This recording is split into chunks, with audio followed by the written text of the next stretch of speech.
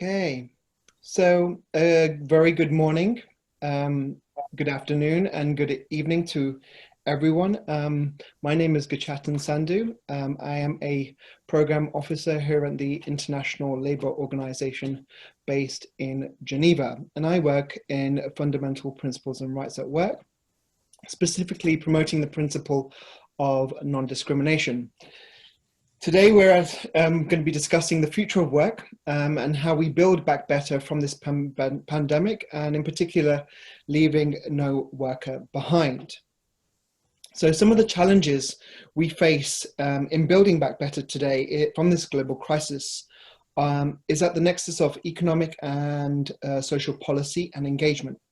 The world of work is a unique entry point and provides an opportunity to reflect on what has and has not worked for LGBTIQ+ inclusion in the workplace. Our discussion will draw on lessons learned from different communities and groups to consider how we as governments, employers and workers can come together to champion LGBTIQ+ rights. We'll explore the challenges of what the future of work holds, COVID-19 and beyond. In particular, what is the role of partnerships and how other challenges can be addressed. Before I go any further, let me introduce my amazing panelists today. I have, first of all, I will start off with Jessica Huber, who is the lead program analyst at the Department of State, official for global programming in the Bureau of Democracy, working on human rights and labor and the Global Equality Fund. Welcome, Jessica. Thank you for joining us this morning. Hi. Next, we have in Seattle, I believe, Barbara Olgari-Gatto. Barbara is the Senior Director for Global Government Affairs at Microsoft, where Barbara conducts research on and monitors legislation across the world where Microsoft has operations on key policy priorities that may affect Microsoft business and their employees. As well, Barbara is a member of the LGBTIQ+ ERG at Microsoft called Gleam. And in her spare time, she's also a yoga instructor. Welcome, Barbara. Thank you for joining us this morning. Okay, and last but not by all means least is Victor Madrigal-Borles. Victor was appointed the UN Independent Expert on Protection Against Violence and Discrimination based on sexual orientation and gender identity at the beginning of 2018. Victor is a Costa Rican jurist and is a senior visiting researcher at the Harvard Law School Human Rights Program, and he will be there until the end of this year, correct, Victor? Yeah, and until 2019, he was also the Secretary General of the International Rehabilitation Council for Torture Victims. Currently, he's also a founding member of the Costa Rican Association of International Law. Okay, thank you, Victor, for joining us this morning. Thank you for having me. Thank you very much, and look forward to hearing more from you as well in the coming session. So most of you have replied to the poll, and the results have come in and said that many of you are not actually familiar with the International Labour Organization, nor are you familiar with, nearly 70% are not familiar with the role of international labour standards, in particular their role on non-discrimination. So let me start off with a bit about the ILO. The International Labour Organization is a specialized agency of the United Nations system. And here we are committed to eliminating discrimination in the world of work, promoting workplace diversity and achieving decent work for all workers, including persons of diverse sexual orientation, gender expression, gender identity, and with diverse sex characteristics. And in particular, one of our key conventions, Convention 111, provides protection under Clause B, which allows member states to add additional grounds such as sexual orientation and gender identity. The right to equal treatment and opportunity is primarily a workers' rights issue. However, promoting equality also makes good business sense, as does liberating employment practices from bias allows companies to improve their talent pool and increase their access to markets. The COVID-19 pandemic has aggravated entrenched inequalities with particularly disastrous impacts for those who are already stigmatized and discriminated against in specific sectors and wider society. It has exposed LGBTI people to high levels of economic hardship and unemployment, which will all have ramifications for their health and well-being. Moreover, those LGBTI people, Q plus people, sorry, remain relatively invisible from data collection to response and recovery efforts, which further compounds difficulties in appropriately targeting response programs. So today we will be exploring some of the challenges that, or hearing from our panelists, that some of the what they've been hearing on the ground and how they've been addressing some of the challenges LGBTIQ plus people have faced, especially in regards to COVID-19.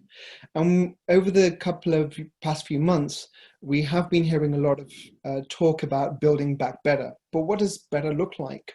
Do we know what better looks like for LGBTIQ plus people? And if it does, and if we do, what is it? And how do we get there? And what are the challenges of getting there? And what are the roles that governments, employers, organizations, trade unions, businesses, how can we all come together to make that better a reality?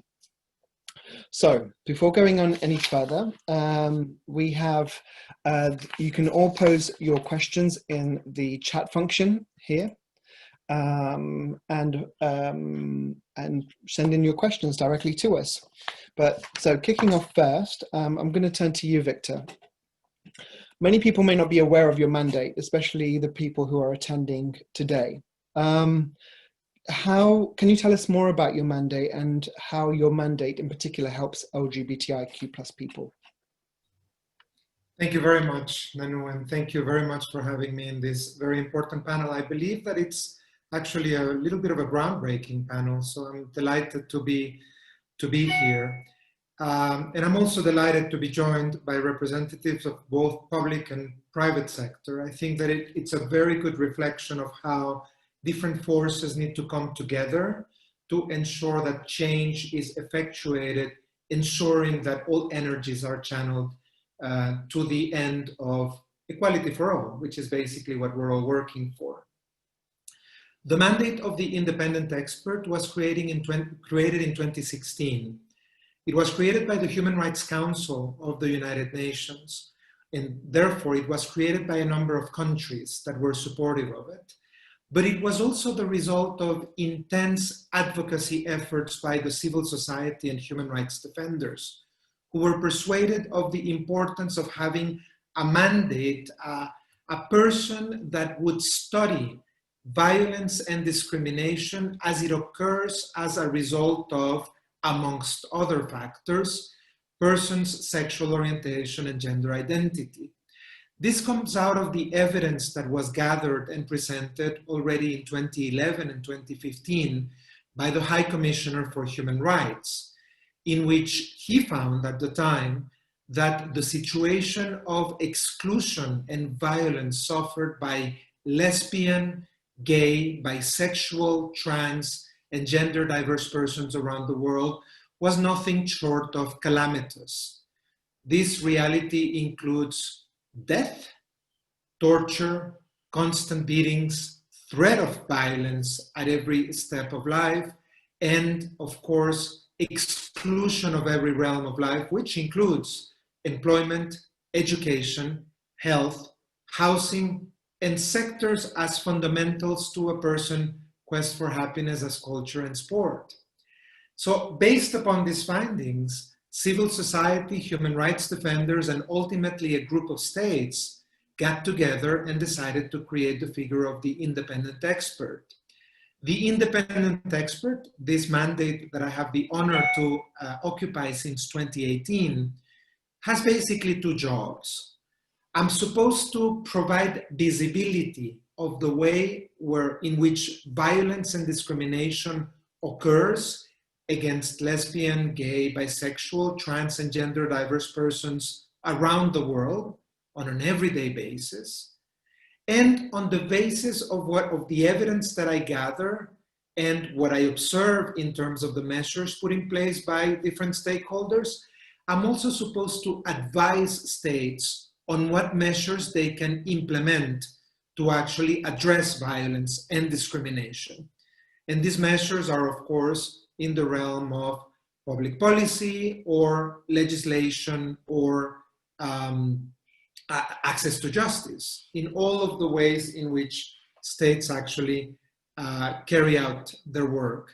I do this through different working methods, but in a nutshell, this is what I am supposed to do and what I do through a series of reports presented to the international community, the next of which will be presented to the General Assembly of the UN this October 29th in a virtual event centered around the General Assembly in New York, and in which I will present my findings around impact of COVID-19 on LGBT populations. Thank you, Victor. I think your mandate is very one of, I can recall the history behind your mandate and the challenges that were there as well. And I think your report and this session today happens, we've made the stars kind of aligned in having this session today, especially with your report that's come out yesterday and you'll be presenting at the General Assembly. Now, since the start of COVID-19, to develop this report, you've conducted over 500 plus consultations, I believe, right? And with LGBTIQ plus civil society organizations. What were your main findings and what does this report say about the impact on LGBTIQ plus people? And in particular, what is the impact on income employment? Thank you very much, Nanu. Yes, I think it's actually quite relevant. We all knew on March 9th of this year, when the World Health Organization declared COVID-19 a pandemic, that it was going to be pretty much an earth-shattering event, and that there would be global nature in the damage inflicted by the pandemic.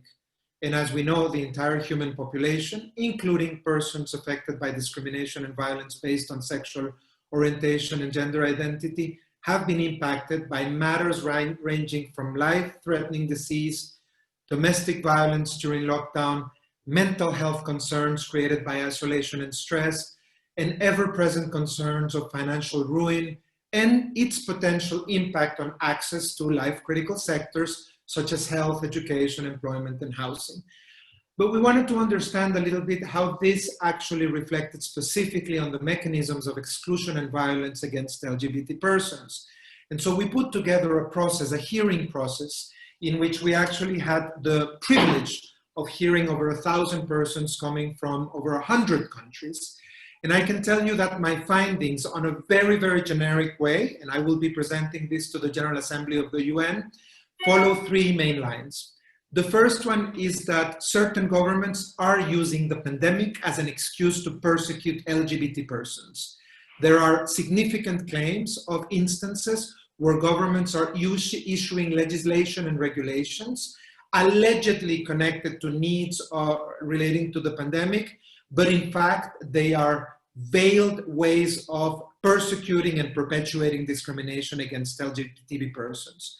I'm on the record actually expressing concern about Hungary's infamous Article 33, for example, which impedes access to legal recognition of gender identity.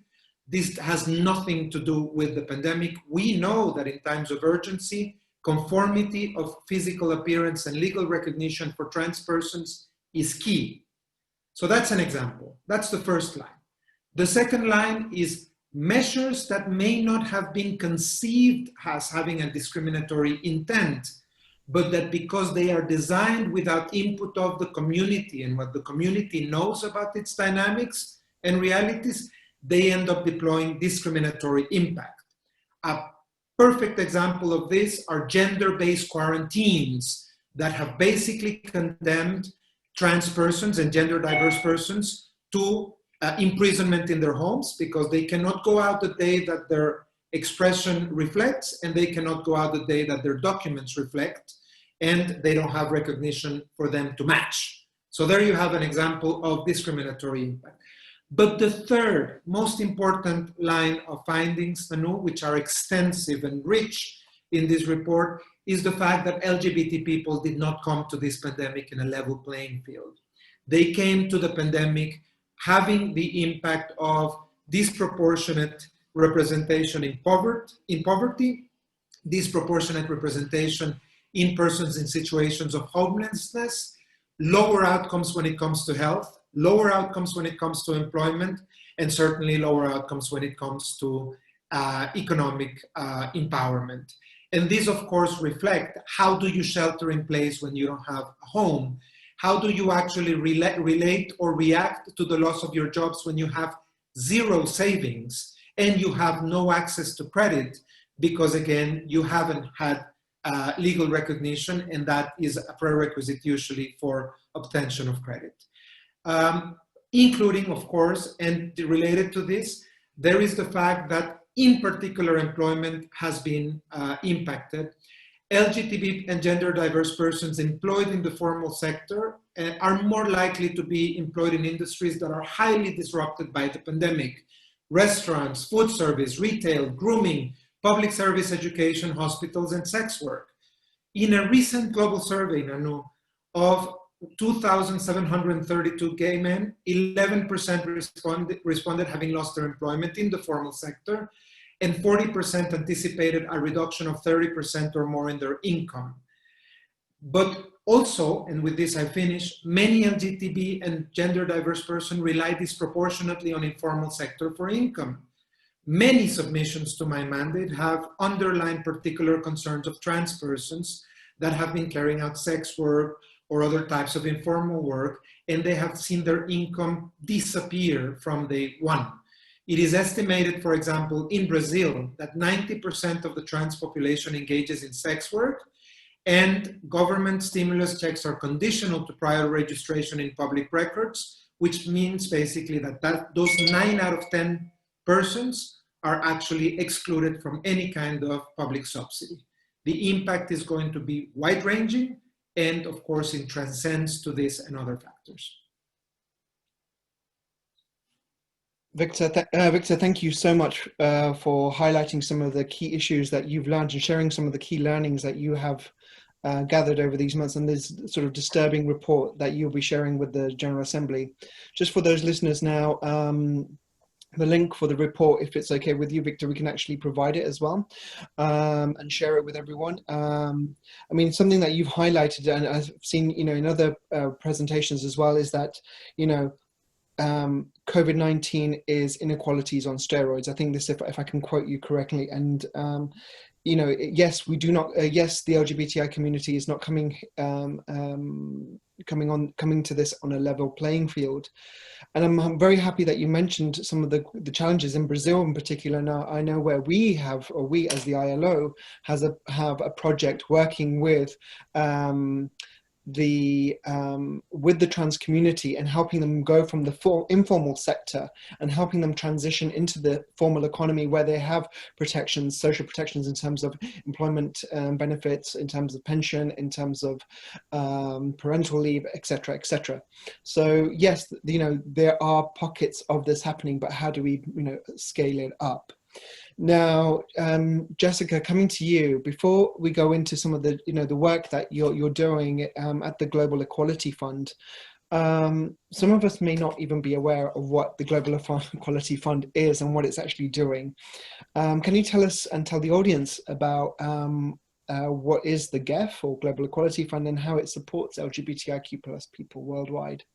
Sure. Well, first, let me say thank you, Nanu, to the ILO for inviting me to be on this panel, and to my colleagues on the panel, Victor and Barbara, delighted to be a part of this. And then to all of you at the Out and Equal Workplace Summit, very excited to be here and to speak with you today about this really important topic. So I am being presented with two hats. I acknowledge that, and maybe want to just explain quickly that I am working at the US Department of State in the Bureau of Democracy, Human Rights, and Labor. And part of my work there is to work on the human rights of LGBTI persons.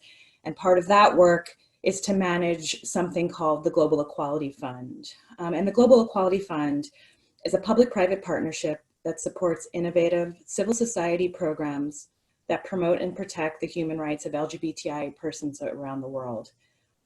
The GEF, you'll hear me say the GEF a lot, the Global Equality Fund, its global reach is significant. We are empowering groups and activists in more than 90 countries, drawing its strength from the support and partnership of a strong international coalition of 28 like-minded governments, businesses, and foundation. The GEF amplifies local LGBTI voices and movements to catalyze positive change. The GEF provides this support through 3 funding mechanisms. We're a funding mechanism. We have emergency assistance, technical assistance, and small grants. These mechanisms help ensure that the emerging challenges, developments, and opportunities on the ground are met, and that investments to marginalized populations are supported. And just to clarify, by emergency assistance, we're talking about short-term urgent funding to civil society organizations and LGBTI human rights defenders under threat or risk of harm. Our small grants are grants generally under the amount of $25,000 to grassroots local groups working on short-term and targeted projects with immediate impact. And then we have what we call our technical assistance, our longer-term grants to help build the capacity of local and national civil society organizations dedicated to advancing the respect for human rights of LGBTI persons. Thank you very much, Jessica, for sharing, giving us an overview of what the GEF, this important work that the GEF is doing. I'll refer to the GEF as well, if that's okay with you. And thank you for, this sharing this with us. Given the position of GEF, I mean, what are some of the main challenges the GEF and GEF partners have encountered in supporting LGBTIQ plus people, and what strategies have you found to be most effective to counter those challenges? Sure. Well, LGBTI, as Victor just outlined quite brilliantly, LGBTI people face multiple and intersecting barriers to the full enjoyment of their human rights and fundamental freedoms. The example that you have noted highlights how these vulnerabilities compound and manifest for members of the LGBTI community.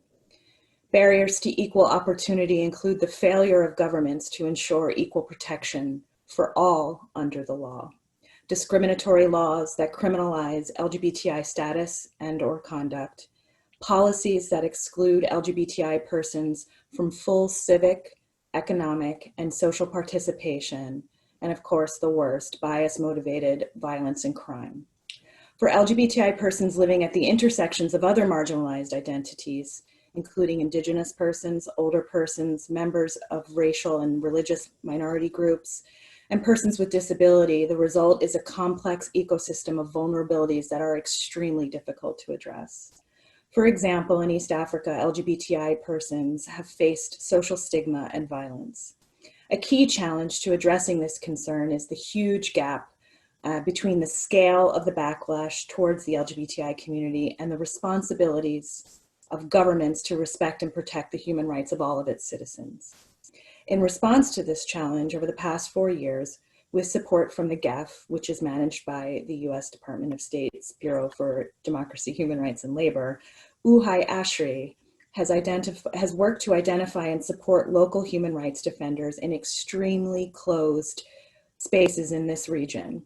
This program supports organized voices in the community to challenge violence, as well as actions and policies that obstruct democracy and the exercise of freedom of expression. This program has seen progress through strengthened collaboration within civil society, increased dialogue with governments and community stakeholders and businesses, increased public awareness, and strategic legal interventions. Uhai and its partners provide subgrants, human rights training to various stakeholders, including the ones I just named, country-specific analysis and evidence collection, national and regional advocacy, and additional support to building those capacities. In terms of strategies, I'll just say that the United States understands that LGBTI persons belong to one of the most vulnerable groups and are often the first to be targeted in broad crackdowns on fundamental freedoms. Protecting and defending human rights is at the heart of American foreign policy.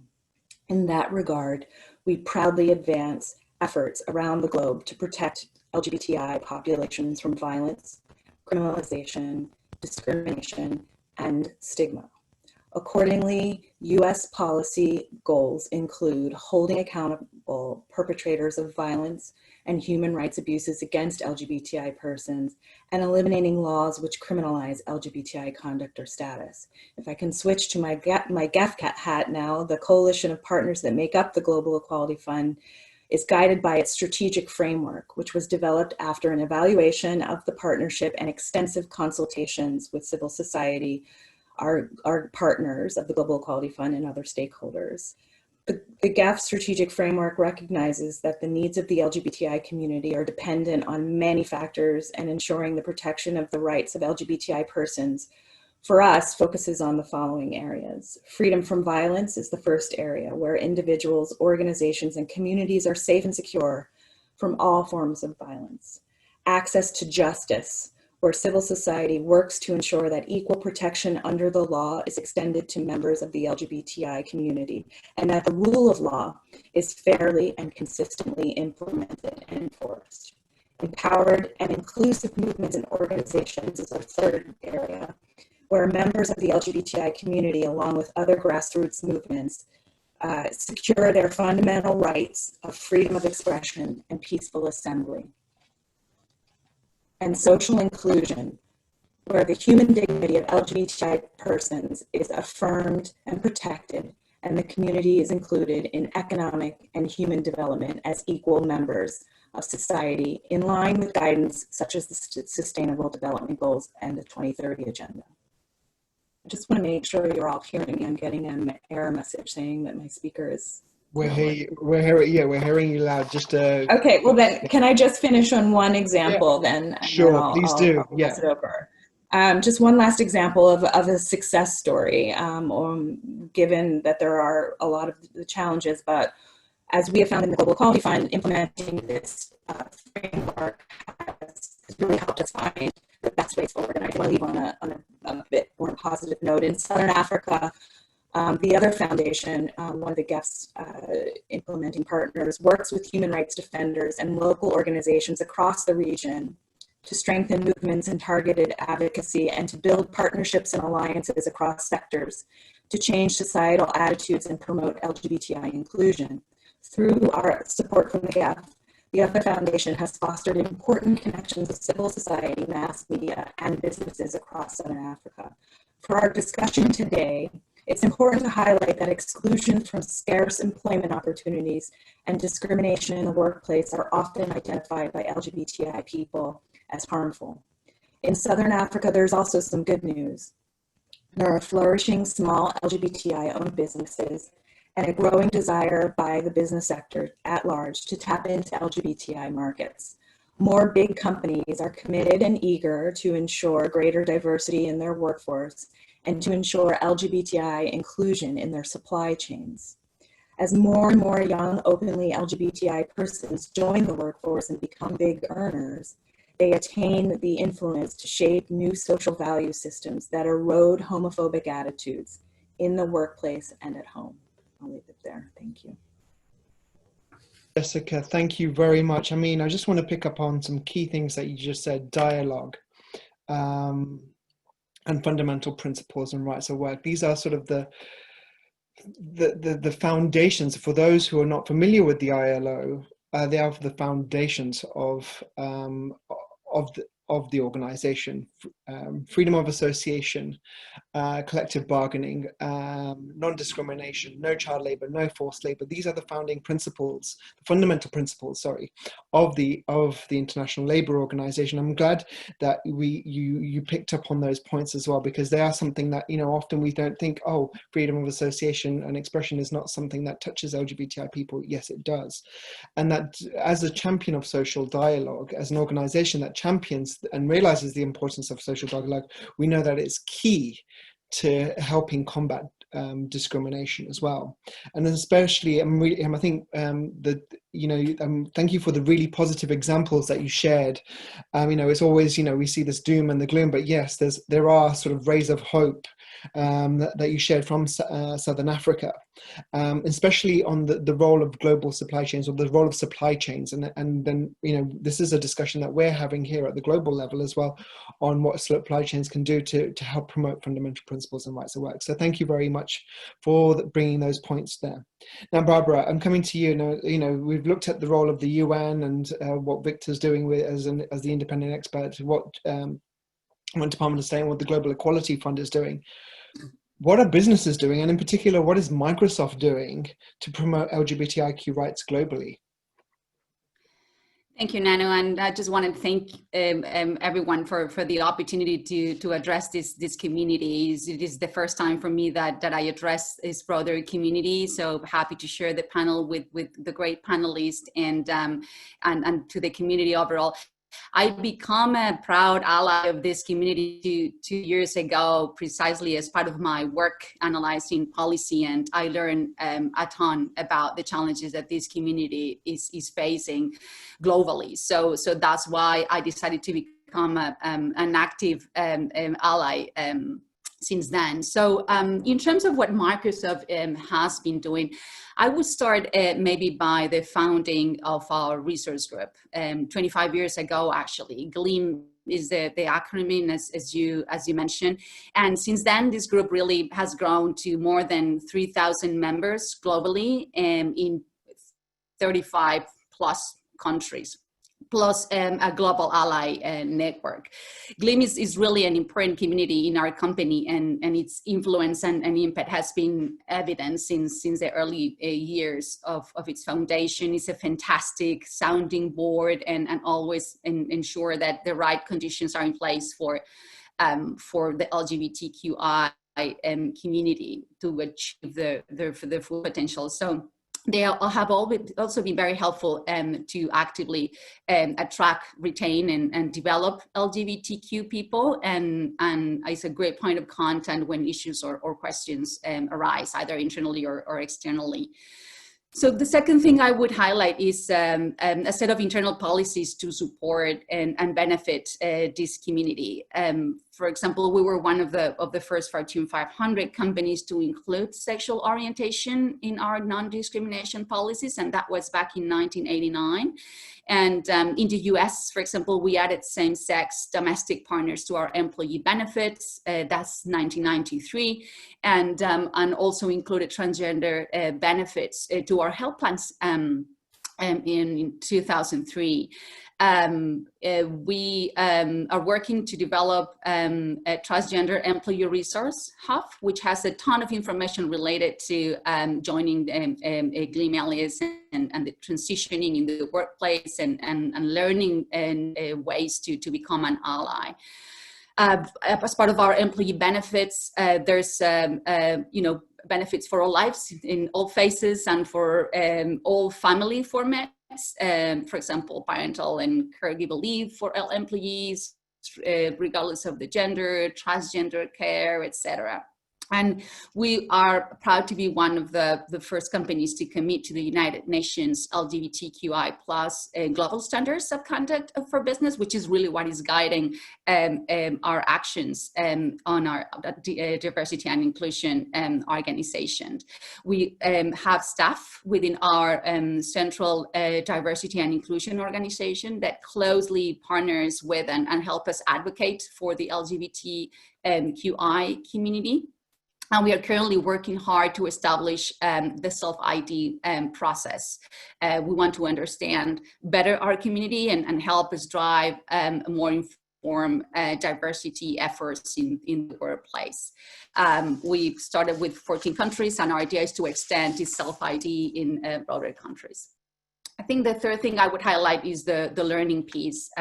We believe at Microsoft that learning is key to advance on our diversity and inclusion efforts. So we keep progressing every day on our D&I initiatives to understand our own bias, change behaviors in the workplace, and create an environment where everyone feels included and respected. This is not a one department's work, really. I mean, I think each of the employees really need to play a role in creating an environment that allows everyone the space to be their authentic selves and thrive.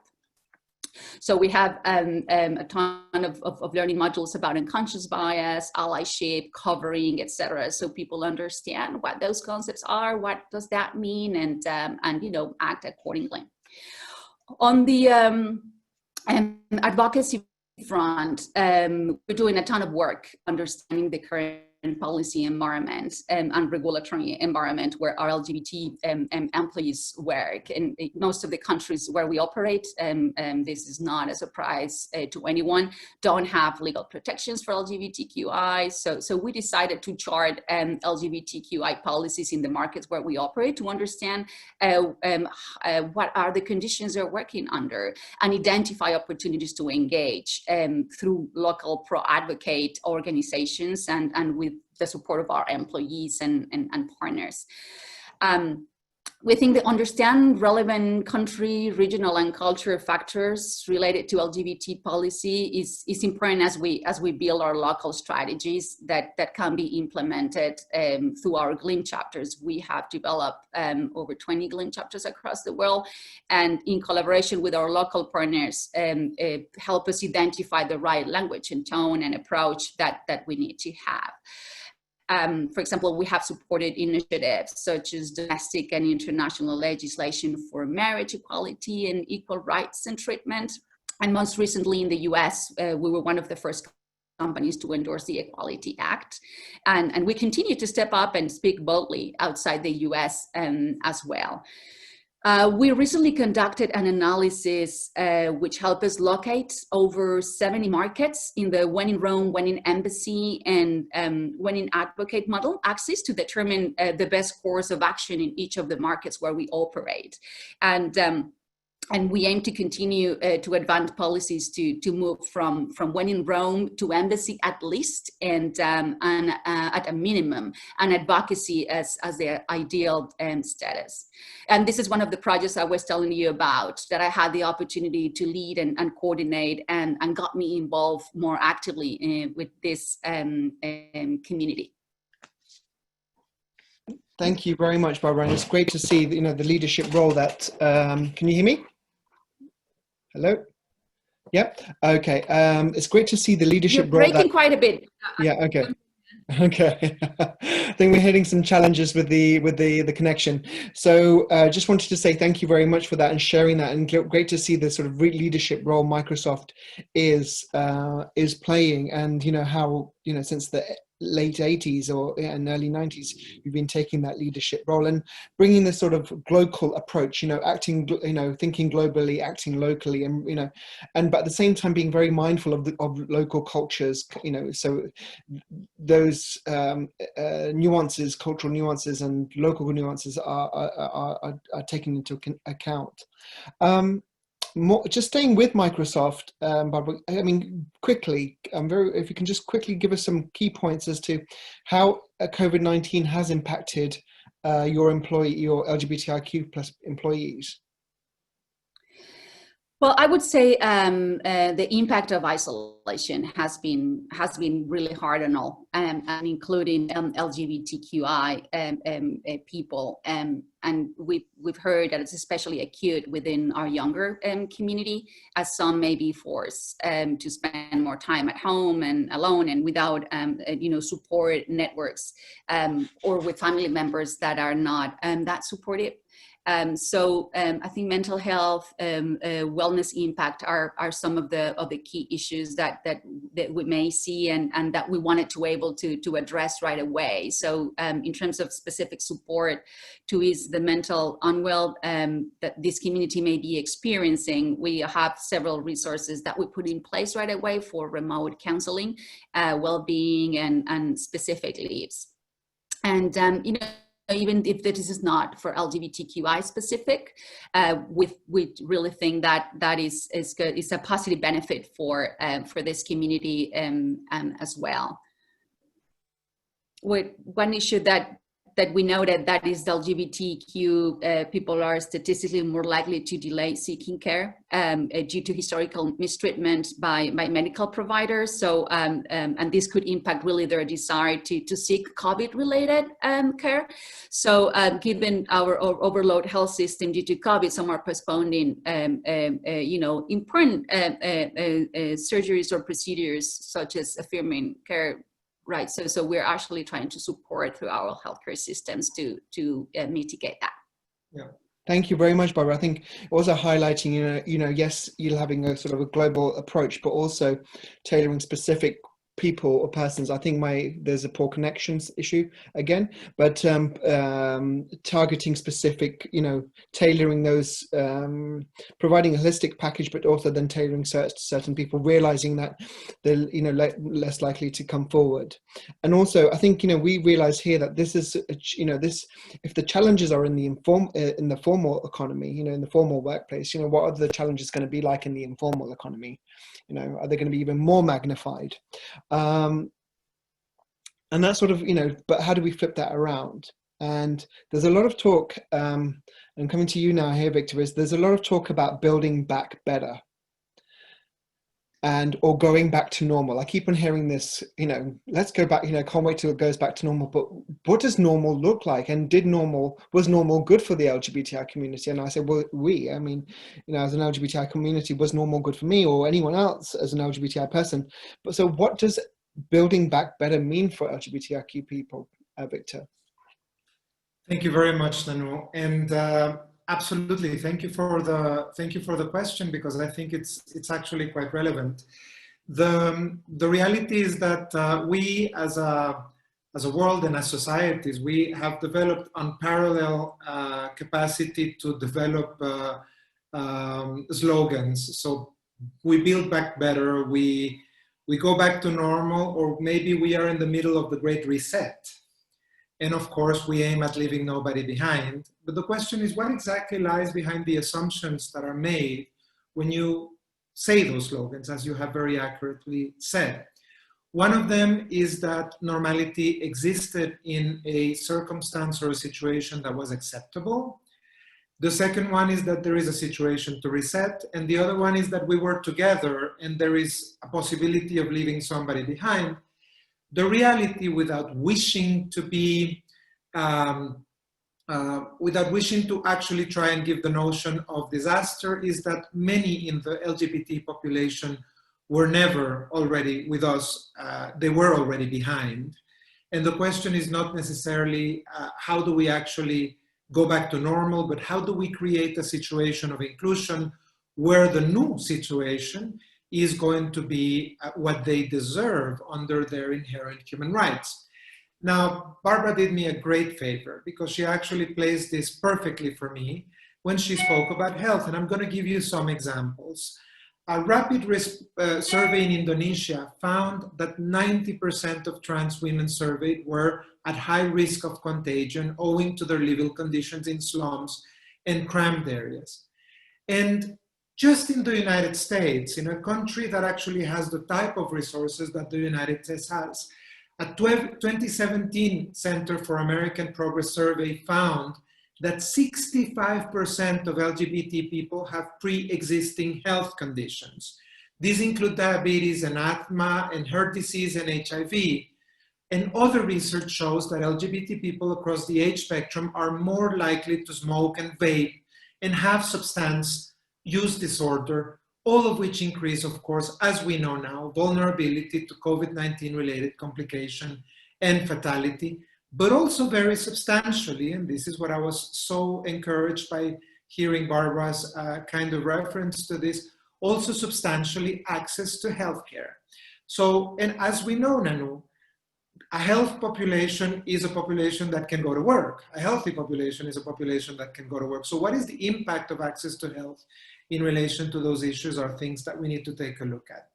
Now, the other thing that Barbara wonderfully made reference to is the LGBTQI global standards for business and human rights, which is a construct created by the Office of the High Commissioner where guidance is provided to companies in relation to how they can contribute to creating a state of affairs that is ensuring that people have access to their rights. Throughout this process, I have wished to make a contribution, and I'm just going to share my screen just to make sure that I make you nervous enough, Nanu. And the outcome of that is a set of guidelines that I actually entitled the Aspire Guidelines. And I was speaking at a seminar last week, and somebody made mention that even though these guidelines are aimed at states, maybe it could be seen by companies as inspiration as well as to what is good practice in relation to the design of COVID-19 response and recovery that is free from discrimination and violence. Aspire is, of course, the idea of rising above, of transcending our current state, but it is also a mnemonic device. I believe that word exists in English. I hope I didn't just invent it. And that mnemonic device is actually standing for acknowledge that LGBT populations exist everywhere and that they are a valuable part of the social fabric, support LGBT-led and LGBT-serving organizations everywhere, protect LGBT persons from direct persecution. Indirect discrimination is a real risk. Bring it into your risk assessment programs. Representation is key. You need to have LGBT persons in the board of design, in the design board, and in the board where monitoring and evaluation mechanisms are envisaged.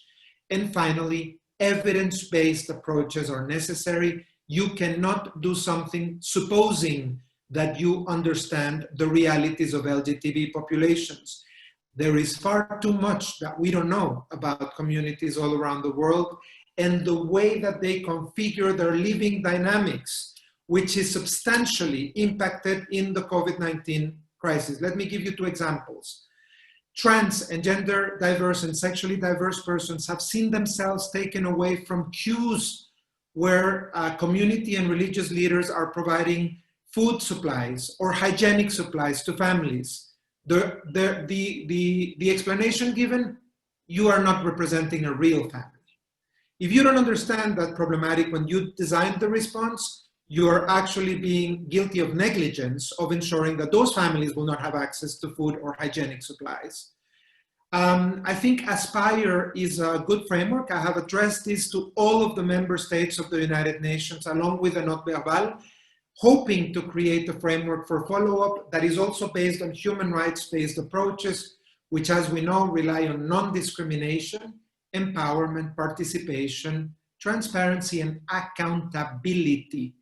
We will be following up on COVID-19 response and recovery for the next few years, not only to learn lessons, but also to assign responsibilities as to response. And I think Aspire provides us with a good frame for that. Building back better is, in many cases, cleaning up the drawing board and draw from scratch. And that is very much what I'm hoping to contribute to through this set of guidelines. Thank you, Nanu. No, thank you very much, Victor. And thank you for sharing some of the work that you've done in Aspire. And a very good question.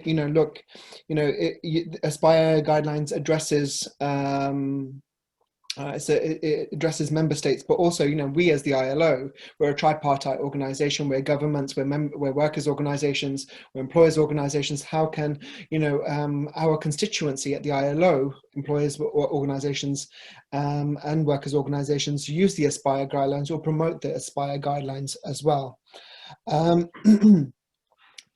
I'm going to go back to Barbara now. I'm going to come over to you. I'm very mindful of the time. We've got 20 minutes. We've got 10 minutes left.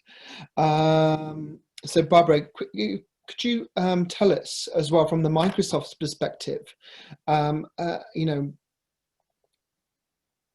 with all of what's going on, what does the future, I think some of the things that you said in your earlier statement was about learning, and I think the ILO came out with a report on the future of work, and we talked about lifelong learning. And this is not just about individuals' lifelong learning. This is about organizations, about businesses also learning as well. Sort of seeing good, that's at the point of at the heart of Microsoft there. So for Microsoft, what does the workplace look like in the future so that it can ensure inclusion of LGBTIQ plus people? Do you need to sort of clear the drawing board again, or clear the designs, or do you need to start again? What does Microsoft need to do so that it can have a more inclusive workplace? Well, I mean, certainly keep doing what we're doing and keep learning. I think this is a journey, and nobody has fixed the unconscious bias. It's just something that the brain does, and this is a learning path. I mean, there's no doubt that COVID and will alter many elements of how we work, and in terms of workplace culture, I think all companies may need to rethink how employees collaborate and manage workflows generally. I think some activities will go back, but you know, and I'm going back to number, but there are others that will certainly change. I would say flexibility is the name of the game, and we need to be able to keep providing our employees and LGBTQ employees, particularly the flexibility to do, you know, what they want to do, right? Obviously attending the specific role they play. I think even if home becomes the primary space for focus work, I think it is important that companies preserve some spaces, so the community and networking building stays, and this is especially important for our LGBTQI plus community. We want to ensure the community can decide what is best for them, and make accommodations based on the specific needs to ensure that the inclusions and the sense of community that has been sort of imposed during the confinement period.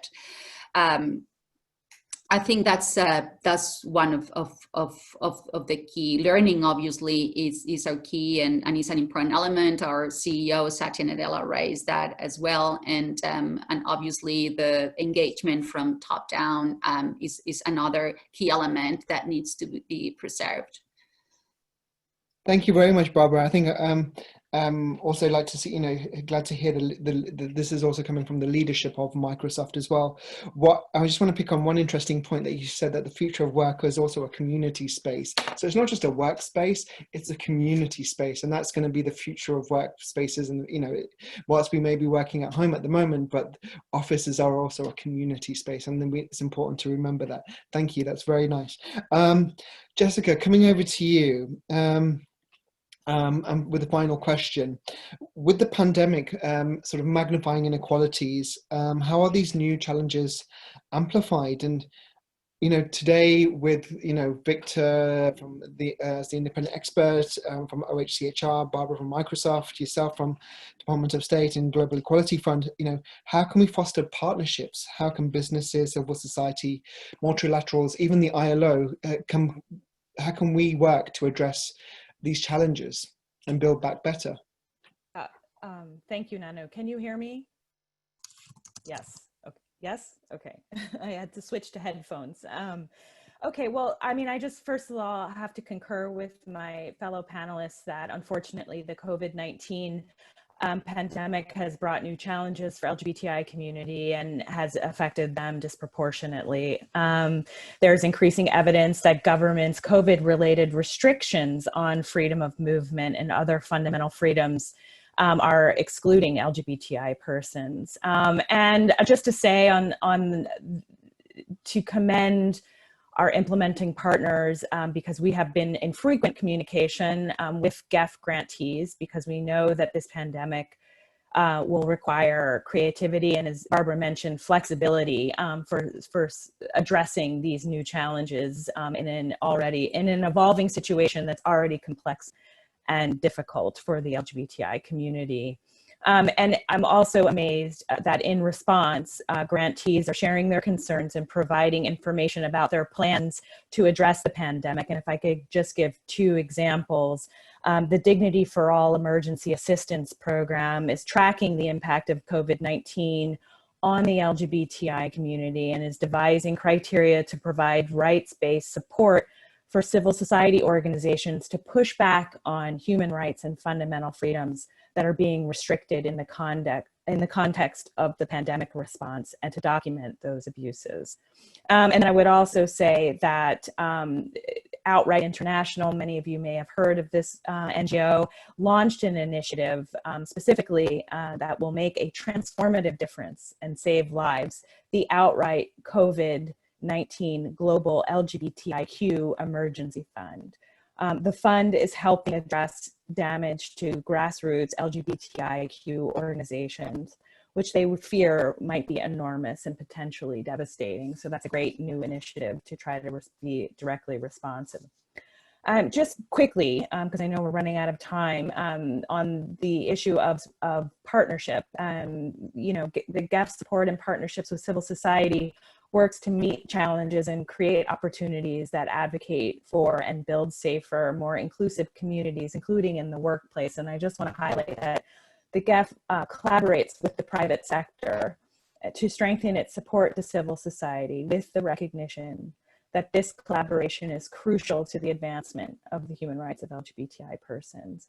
These partnerships may include financial contributions to support civil society programming, but also may include in-kind contributions in which companies are able to leverage their resources, their skills, and expertise to help build the capacity of civil society organizations around the world. For example, one of the GEF's private sector partners made a very significant and generous in-kind contribution earlier this year that enabled all of our civil society partners and other stakeholders to come from around the world to meet safely and network and share best practices together. So we're happy for that contribution specifically, but for the partnership with the private sector more broadly. Thank you very much. Thank you very much for sharing those really good examples. And it's very heartening to see, yes, right at the beginning, we didn't come out, LGBTI people did not come into the COVID-19 on a level playing field, or already coming with health inequalities, poverty inequalities, income inequalities, housing access to, and then for how COVID has sort of perpetuated that and magnified those inequalities as well, and how this has been used as an opportunity to have more violations against LGBTIQ people in parts of the world. But there's also some pushback or building back has already started. It's not we're waiting to build back. It's not that we're waiting for COVID to finish, but the building back has already started. And it's good to see some of those examples as you shared with us, Jessica. We are running out of time. We've got a minute left. And before we close, basically just going through some of the comments, lots of praise and thanks for the amazing work that you're all doing from to the Office of the High Commissioner for Human Rights and the Independent Expert, Microsoft, Department of State and the Global Equality Fund. Some great comments saying thank you. This is very important work and to keep on going. And also keeping up these partnerships as well, in particular with the ILO. For those who attended this session and for the very first time, well, for us, for the ILO, it was the very first time to be a part of the Out of an Equal Summit. It was a pleasure being here, and we hope to come back in the future. Those who have attended today, I hope that you've learned more about the ILO and what we are and how we are working on this issue, and how it's a part of our fundamental principles and rights at work. And I want to say, finally, I hope you learned more about the work, that important work the independent expert is doing, the work that Microsoft, as well as the Global Equality Fund are doing. And lastly, my personal thanks to to Jessica, to Victor, Barbara. Thank you very much for sharing your time this morning, for waking up so early as well in your parts of the world. And thank you very much. Please, if you never got to ask your questions, please feel free to send them through the poll or to reach out to us through directly through the Out and Equal Summit platform. It's been a pleasure organizing this with you, and thank you again. Thank you so much. Thank you. Thank you so much, Nanu. Thanks, Barbara, everyone. Jessica, goodbye, everyone. Have a lovely day. You Goodbye, too. everyone. Take care. Bye. Goodbye, everyone. Thank you.